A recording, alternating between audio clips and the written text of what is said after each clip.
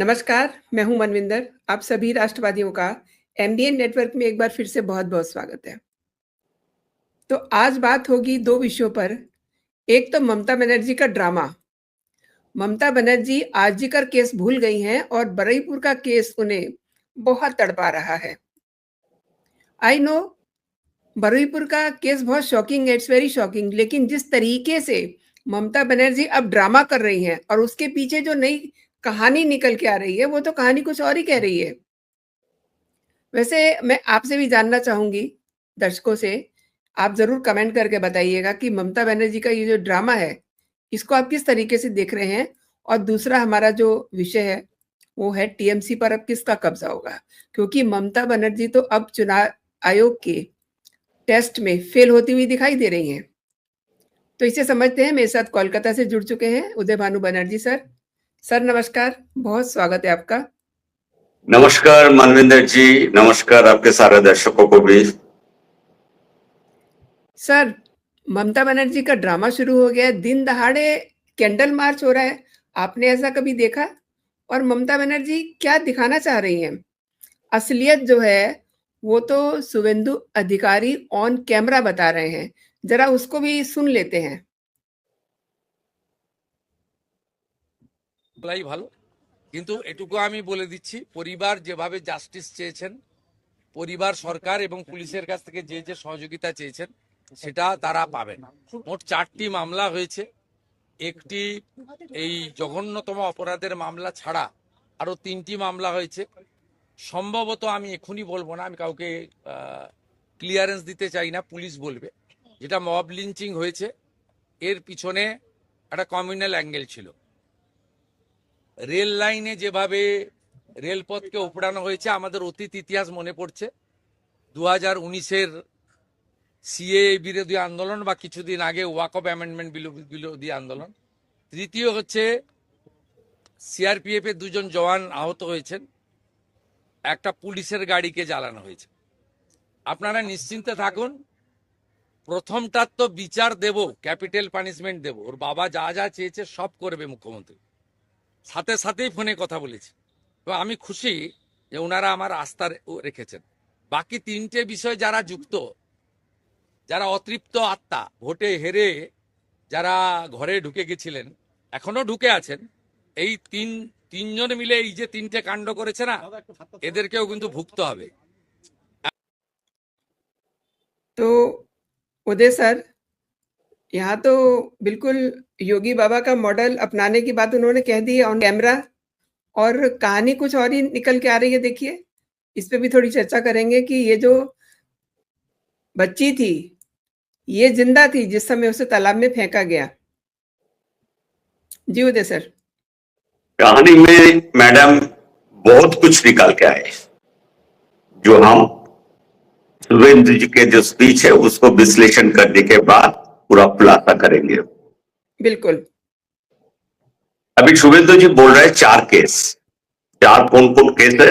एक तो आपको मालूम है सबका, नेचुरली जो लड़की के साथ जो दुष्कर्म हुई, उनकी जो आरोपी है, सारे सबको, तीनों को पकड़ लिया। और भी कुछ जुड़े हुए होंगे जो मदद किए होंगे इस कर्म में, उनको भी पकड़ा जाएंगे। ये तो नॉर्मल प्रोसेस।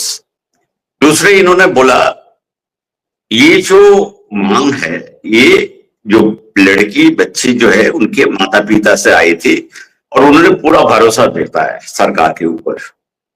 बल्कि वो तो डीआईजी के साथ माइकिंग में बोला खुद पब्लिक के सामने, जो हमारा पूरा भरोसा है, हमारा चीफ मिनिस्टर से बात हुई और उन्होंने हमें पूरा आश्वासन दिया, जो जैसे होगा, जो काम होगा कहीं आइन के मुताबिक, वो हम करेंगे। इसके अलावा 3 और केस के बारे में शुभेंदु जी बताया। कल के पॉडकास्ट में मैडम हम लोग इस चीज को लेकर के चर्चा कर चुके हैं, तो ज्यादा डिटेल्स में मैं नहीं जाऊंगा।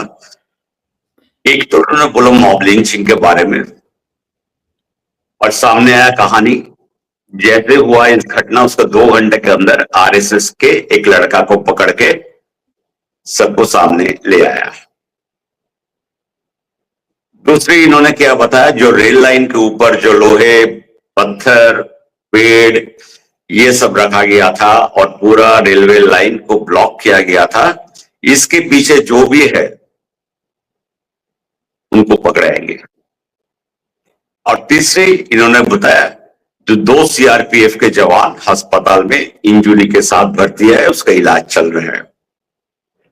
अब पहला 2 के जो बात है, शुभेंदु जी क्यों बोले कम्युनल एंगल? कम्युनल एंगल इसीलिए बोले क्योंकि सबके सामने हम देखे, एक मतलब आरएसएस का एक लड़का जो काफी एक्टिव था वहां पे, शाखा के आयोजन करना, उसको चला मतलब घर घर जाके लिफलेट बनाना, ये सब करते थे, उसको लेकर के फंसाया।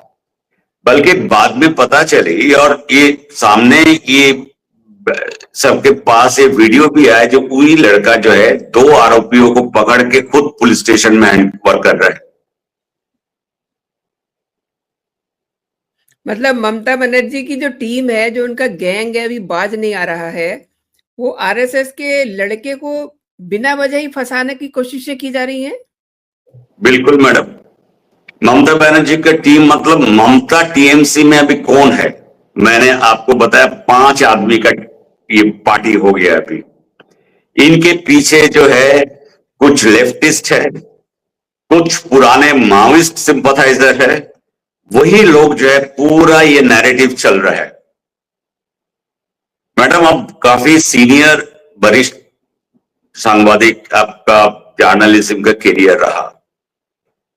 आज के जर्नलिज्म हो गया सोशल मीडिया देख के रिपोर्ट बनाना, प्रिंट मीडिया में, न्यूज चैनल में, कोई चीज को अंदर तक नहीं जाते हैं, कोई सही है गलत है। कल रात के बाद से पूरी ये नैरेटिव चली, भर भर के चली, जितने सोशल मीडिया में, क्या नहीं आरएसएस और भाजपा मिला के ये चीज किया।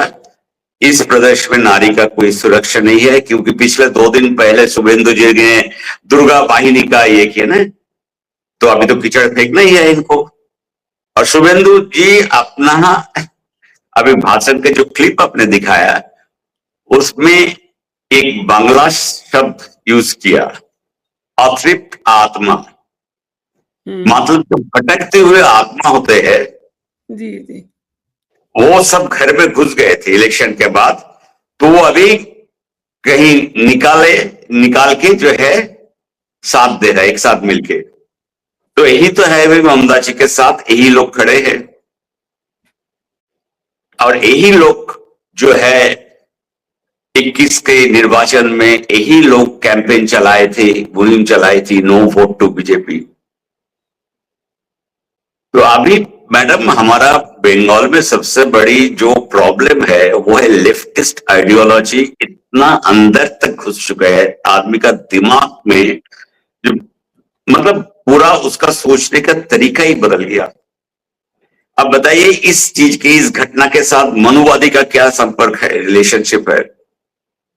यही लोग चिल्लाते के बोलते हैं। कुछ दिन पहले तो हम देखे वो कॉकरोच पार्टी का जो जंतर मंतर में धरना हो रहा है, वहां पे हमारे मशहूर लेखिका अरुंधति राय बोल रहे हैं अभी भी कश्मीर जो है भारत का ये नहीं है।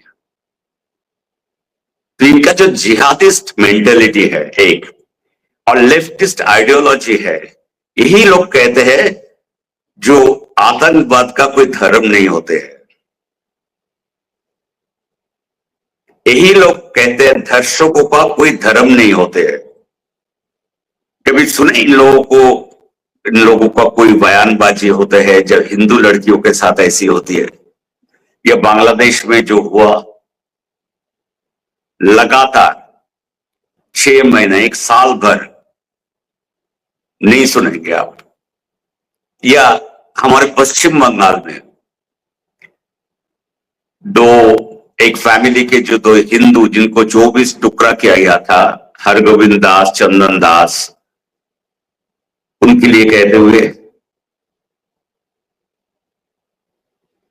और मनुवाद का इनका हम अगर पोल खोलेंगे, सीपीएम का लेफ्टिस्ट पार्टी का इतिहास देखिए, इनकी कौन कौन जो है राज्य के सभापति थे या केंद्रीय नेतृत्व में कौन थे सबसे मेन तौर पर? या तो मुस्लिम या तो ब्राह्मण,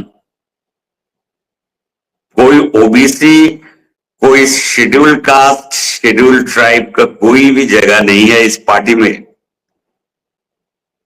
लेकिन ये जरूर लेक्चर देते हैं मनुवादी को लेकर के, और हम लोग भी ऐसे हैं अभी समाज, हम लोग भी पढ़ा लिखा तो छोड़ दिए हैं, हम इनके बात मानते हैं और इनका व्हाट्सएप यूनिवर्सिटी चलता है, वही जो सुनता है उसी को मान लेते हैं।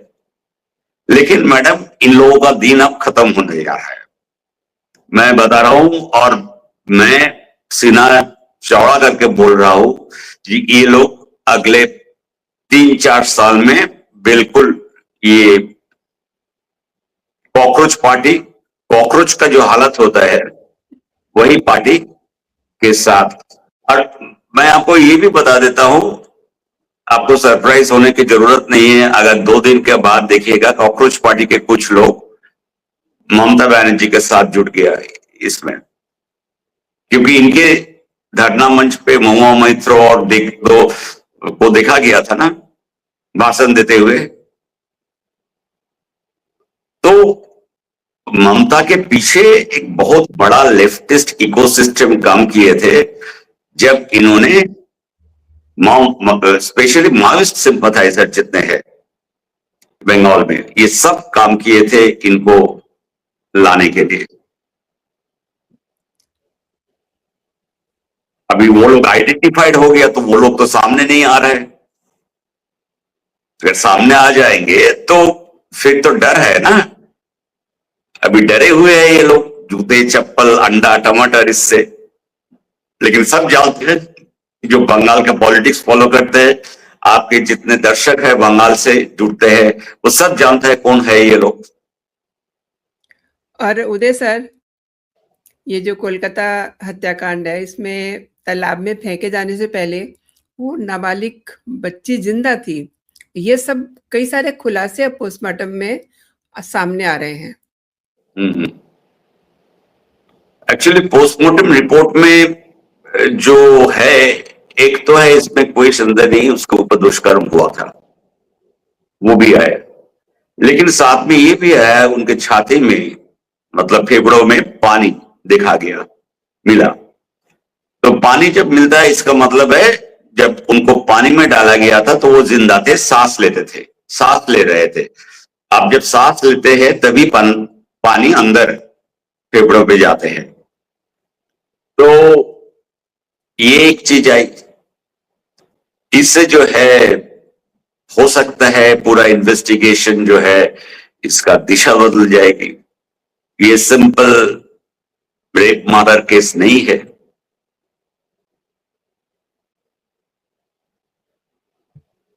एंड उदय भानु सर, एक चीज और है ना, इनके टीएमसी का भी जो मसला है वो बहुत फंसा हुआ है। अब देखिए टीएमसी पे किसका हक है, ये अभी समझ में नहीं आ रहा। टीएमसी का हक क्या है, असलियत क्या है, वो तो ममता बनर्जी अपना कैंडल मार्च करके दिखा दिया। मुश्किल से 400 लोग उस मार्च में थे। हाँ, पहले उनके जरूर उनके तरफ से यह है जो उनको हाउस अरेस्ट कर दिया गया, घर बंदी कर, मतलब सारे एक सब कहानी। देखिए वो सब कुछ नहीं है, उनका सिक्योरिटी बढ़ाया गया था क्योंकि उनके ऊपर भी तो जूते चप्पल अंडे टमाटर कभी भी गिर सकता है। ये तो किया। उदय सर, आज मैं उनका वीडियो देख रही थी, very interesting thing was there.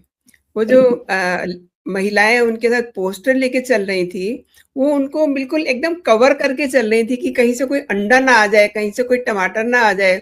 मतलब वो ममता बनर्जी, एक तो उनके हाथ में जरूरत से ज्यादा मोटी वाली हरे रंग की कैंडल, दूसरे जो उनके कार्ड्स थे वो एकदम ममता बनर्जी के लिए शेल्टर की तरह यूज किए जा रहे थे। वो सब क्या था? वही है मैडम, असलियत वही है। ममता तृणमूल के हालत यही है।